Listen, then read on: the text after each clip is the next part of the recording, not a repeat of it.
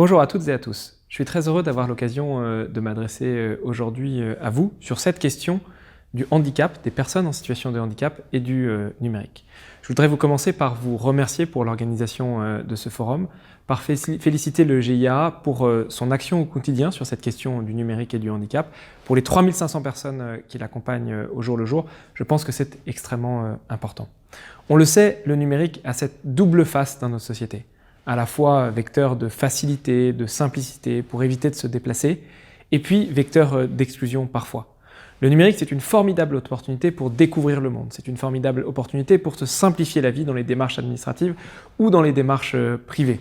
C'est vrai pour l'ensemble des personnes en situation de handicap, notamment pour les personnes malvoyantes. Mais c'est aussi, lorsqu'on ne l'a pas pensé dès le début comme devant inclure tout le monde, un facteur d'exclusion. Trop souvent, nos développeurs, nos codeurs ne connaissent pas les réflexes de base à avoir pour faire en sorte de développer l'accessibilité de nos sites. Trop souvent, nos services publics, les services privés, ne mettent pas l'accessibilité au cœur de leur politique d'Internet et de leur politique d'accessibilité pour l'ensemble des publics.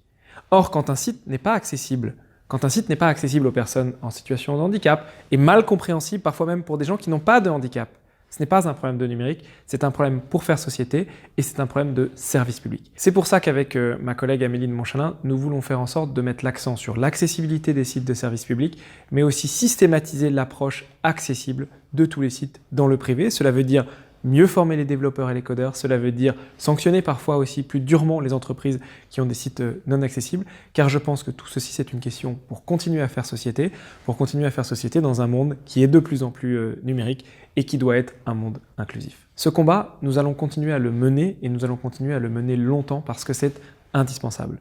Bien sûr, il n'y aura pas de grand soir de l'inclusivité. Il faut se battre pied à pied tous les jours pour faire en sorte de faire progresser cette question de l'accessibilité.